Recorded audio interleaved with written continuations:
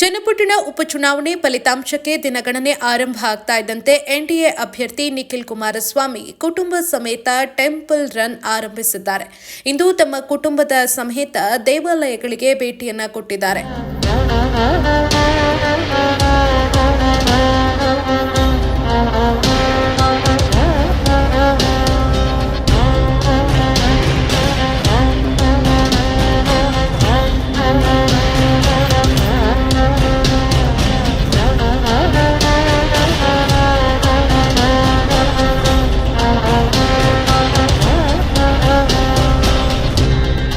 ಪತ್ನಿ ರೇವತಿ, ಪುತ್ರ ಅವ್ಯಾನ್ ಜೊತೆ ಚನ್ನರಾಯಪಟ್ಟಣ ತಾಲೂಕಿನ ಹುಲಿಯೂರು ಗ್ರಾಮದ ದೇವಿರಮ್ಮ ದೇವಾಲಯಕ್ಕೆ ಭೇಟಿ ನೀಡಿ ವಿಶೇಷ ಪೂಜೆಯನ್ನ ಸಲ್ಲಿಸಿದರು.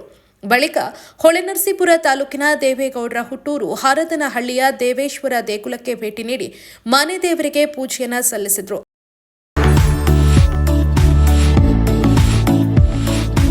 ಚಾರ್ಧಾಮ ಪ್ರವಾಸ ಮಾಡಲು ಸುವರ್ಣ ಅವಕಾಶ.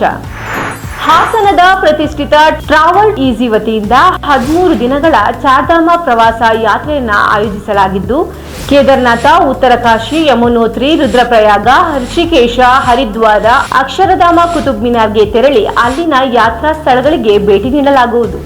ಯಾತ್ರೆಯಲ್ಲಿ ನಿಮಗೆ ಬೇಕಾಗುವಂತಹ ಊಟ, ತಿಂಡಿ ಹಾಗೂ ರೂಮ್ ವ್ಯವಸ್ಥೆ ಮತ್ತು ನುರಿತ ಅನುಭವಿ ಗೈಡ್ಗಳು ನಿಮ್ಮ ಜೊತೆಯಲ್ಲಿರುತ್ತಾರೆ.